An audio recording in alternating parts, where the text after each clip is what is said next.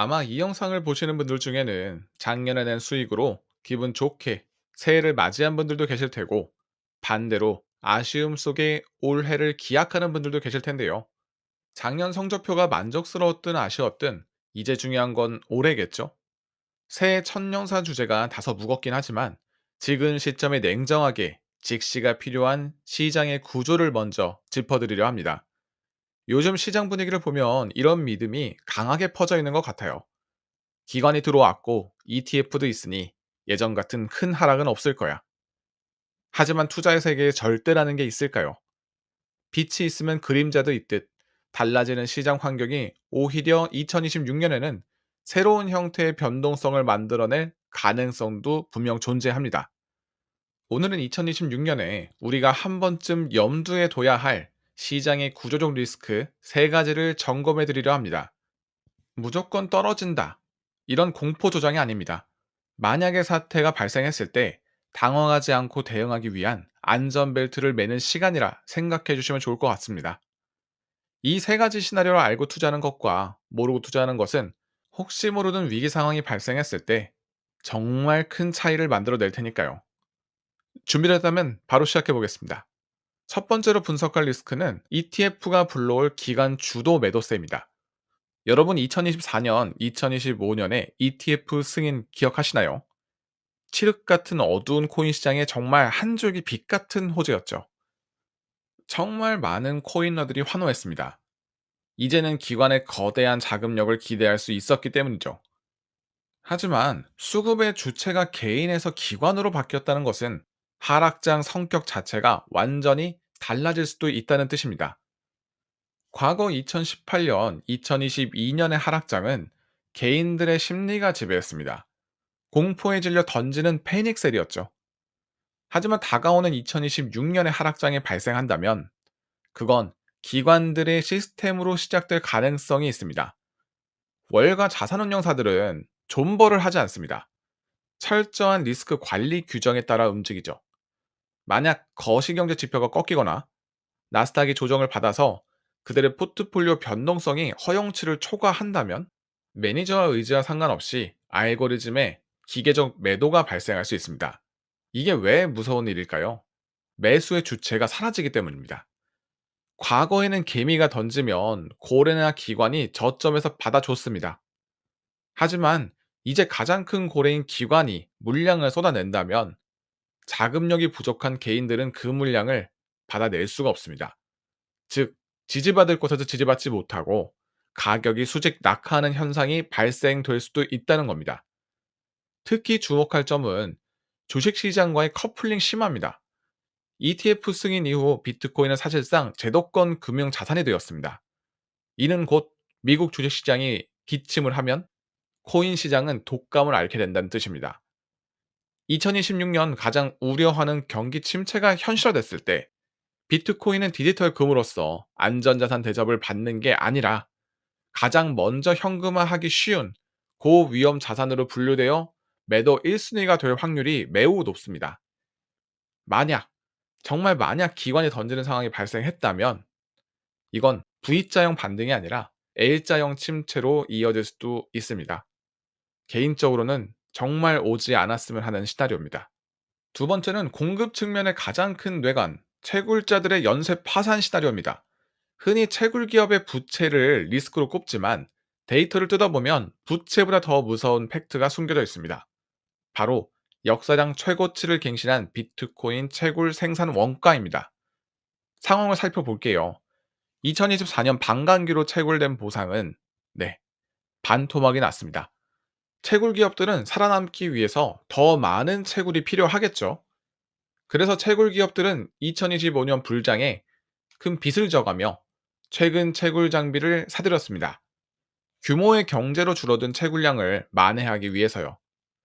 실제로 현재 비트코인 해시레이트와 채굴 난이도는 역사상 최고치입니다. 이 뜻은 비트코인 한 개를 채굴하는 데 드는 비용, 즉 채굴 원가가 그만큼 비싸졌다는 뜻입니다. 그런데 만약 2026년에 가격이 횡보하거나 하락한다면 어떤 일이 벌어질까요?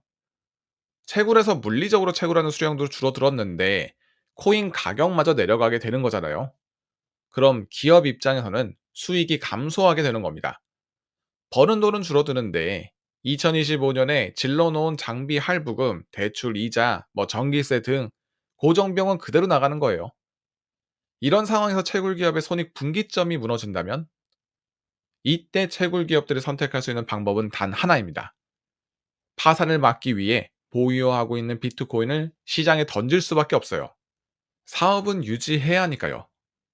역사적으로 비트코인의 찐 바닥은 항상 채굴자들이 항복하고 나갈 때 만들어졌습니다. 하지만 이번 2026년이 더 위험한 이유는 채굴 주체가 과거 개인이나 소규모 팀 정도였지만 이제는 나스닥 상장사 수준의 거대 기업으로 바뀌었습니다. 그만큼 보유한 물량과 부채 규모가 어마어마해졌죠. 미국 증시에 상장된 대형 채굴 기업들이 실적 악화로 보유 물량을 쏟아내기 시작하면 그 매도 압력은 생각하는 것 이상으로 강할 수 있습니다. 채굴 단가가 있으니 그 밑으로 떨어지지 않는다는 말은 채굴자가 버틸 수 있을 때나 통하는 말입니다. 때문에 온체인 데이터 중 채굴자 보유 물량 지표와 채굴자 거래소 입금량을 유심히 보셔야 합니다. 채굴자들이 보유 물량을 줄이고 거래소로 대량 이체하는 징후가 포착된다면 이건 하락의 전조 증상일 수도 있습니다. 때문에 이 흐름을 놓치지 말고 항상 모니터링 할 필요가 있습니다. 만약 이 데이터가 실시간으로 확인이 어렵거나 해석이 힘드시다면 영상 고정 댓글에 있는 공부방 링크로 참석해주세요. 시장의 주요 위기 신호와 인사이트를 정리해서 공유드리고 있으니까 중요 정보들 꼭 받아가십시오. 세 번째, 어쩌면 가장 치명적일 수도 있는 구조적 변화, 바로 유동성 분절입니다. 이건 가격의 문제가 아니라 시장의 혈관이 막히는 문제입니다. 유럽 연합의 가상자산법 미카에 의한 스테이블 코인 규제는 이미 2024년 6월부터 시작되었죠. 다가올 2026년에는 미국까지 가세해서 이 규제가 전 세계 표준으로 굳어지는 해가 될 것으로 전망하고 있습니다. 문제는 이 규제의 칼날이 전 세계 거래량 1위인 테더를 겨냥하고 있다는 점인데요. 지금까지 우리는 테더 하나로 전 세계 거래소에서 자유롭게 매매했습니다. 통합된 유동성을 누렸던 것이죠. 하지만 앞으로의 시장은 규제 준수 여부에 따라서 두 개로 쪼개질 수 있습니다. 화이트 마켓은 유럽, 미국 규제를 준수하는 USDC 중심의 시장으로, 그레이 마켓은 아직 규제권 바뀐 USDT, 테더 중심의 시장으로. 그런데 이런 생각하시는 분들도 계실 것 같아요.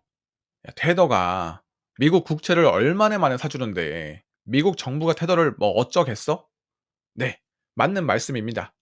테더는 독일이나 호주보다 더 많은 미국 국채를 보유한 큰 손입니다. 미국 입장에서도 이들이 국채를 시장에 내다 파는 건 원치 않을 겁니다. 하지만 미국에게 국채 판매보다 더 중요한 것은 바로 달러 패권과 국가 안보예요. 테더가 미국의 통제 밖에서 자금 세탁이나 제재 회피용으로 쓰인다면 미국은 국채 고객이고 뭐고 가차 없이 칼을 들이댈 겁니다. 그래서 아예 테더를 파산시키지는 않더라도 추후 제도권 시장에서 격리시키고 고립시키는 전략을 쓸 가능성을 아예 배제할 수는 없어요. 너희끼리 밖에서 노는 건 봐줄게. 하지만 깨끗한 제도권 거래소인 미국 유럽에는 들어오지 마. 이게 바로 미국이 그리는 그림일 수 있고 바로 유동성 분절의 핵심입니다. 만약 이 시나리오가 현실화되면 우리들의 알트코인은 어떻게 될까요?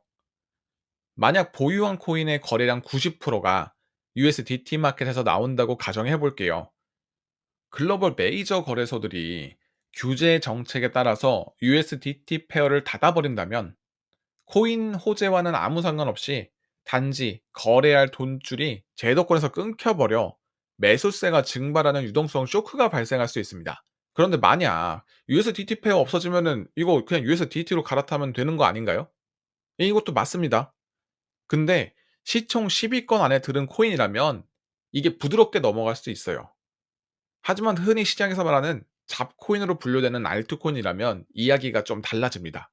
현재 수많은 알트코인들은 거래량 90% 이상이 USDT 마켓에 쏠려 있잖아요. 인기가 덜한 알트코인에는 굳이 USDC 페어를 만들어주지 않는 경우가 꽤 있는데요. 이런 경우 USDT 마켓이 닫히는 순간 USDC로 갈아타는 게 아니라 그냥 거래할 수 있는 시장 자체가 사라지게 될 수도 있습니다. 사실상의 강제 상장 폐지죠. 그리고 100번 양보해서 USDC 마켓이 급하게 열렸다고 쳐볼게요. USDT 마켓에 꽉 차 있던 그 두터운 매수 벽이 USDC 마켓으로 자동 이체될까요?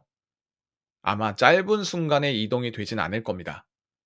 뭐, 이미 눈치가 빠른 세력들은 시장이 혼란할 틈을 타서 자금을 빼고 도망갈 테니 텅 빈 호가창에 누군가 매도 버튼을 누르면 받아줄 물량이 없어서 가격은 순식간에 폭락하게 될 수 있습니다. 이것이 바로 전환기의 유동성 쇼크입니다. 만약 지금 알트코인 투자를 하고 계신다면 내가 가진 코인이 어떤 거래소에 상장되고 있고 어떤 스테이블 코인으로 주로 거래되는지 한번 확인해 보세요. 올해부터는 단순히 무엇을 사느냐를 넘어서 어디서 무엇으로 거래하느냐를 따져보셔야 합니다. 그래야 규제의 파도 앞에서 거래 버튼조차 눌러보지 못하고 고립되는 불상사를 피할 수 있을 거예요. 자, 내용을 한번 정리해 보겠습니다. 2026년 우리가 마주할 수 있는 구조적 리스크는 세 가지입니다. 첫째, ETF 시대의 부작용, 기관 알고리즘에 의한 기계적 매도.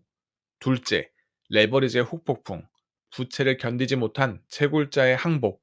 셋째, 규제의 장벽, 스테이블 코인 규제로 인한 유동성 분절. 어떻습니까? 단순히 차트가 꺾였으니 조심하세요라는 말과 무게감이 좀 다르죠? 이 세 가지는 누군가의 음모가 아니라 시장이 커지고 제도화되면서 생겨난 성장통이자 필연적인 구조적 위험이라 생각합니다. 듣고 나니 마음이 무거워지신 분들도 계실 것 같은데요. 이게 무조건 일어나는 시나리오가 아니라 잠재적 리스크에 대한 내용입니다. 절대 제가 공포조정 차원에서 드리는 말씀이 아니라 아는 만큼 보인다고 하잖아요. 리스크를 구조적으로 이해하고 있어야 위기 상황에서 당황하지 않을 수 있어요. 구조를 알아야 공포에 잡아먹히지 않게 됩니다. 기관에 던질 때 같이 패닉셀을 하는 게 아니라 아, 이거 기계적 매도일 수도 있구나 라고 관망할 수도 있고 채굴자가 어려워서 매도를 할 때 이제 진짜 바닥이 왔구나 하고 현금을 들고 진입할 수도 있습니다. 2026년은 더 이상 막연한 상승을 기대하는 기도 매매가 통하는 해가 아닐 겁니다. 그 어느 때보다 냉정한 데이터 분석과 치밀한 시나리오 대응만이 내 자산을 지켜줄 겁니다. 여러분이 이 거친 파도 속에서 길을 잃지 않도록 올 한 해도 나침판이 될 수 있는 컨텐츠 꾸준히 만들어 보겠습니다. 오늘 영상이 여러분의 2026년 투자 전략 수립에 도움이 되셨길 바랍니다. 도움이 되셨다면 구독과 좋아요, 알림 설정 부탁드리고요. 고정 댓글에 코인 공부방에서 주요 정보들을 꼭 받아가 보세요. 함께 성장해 가시죠. 그럼 오늘도 끝까지 시청해주셔서 감사드립니다. 새해 복 많이 받으시고요. 노포머였습니다. 감사합니다.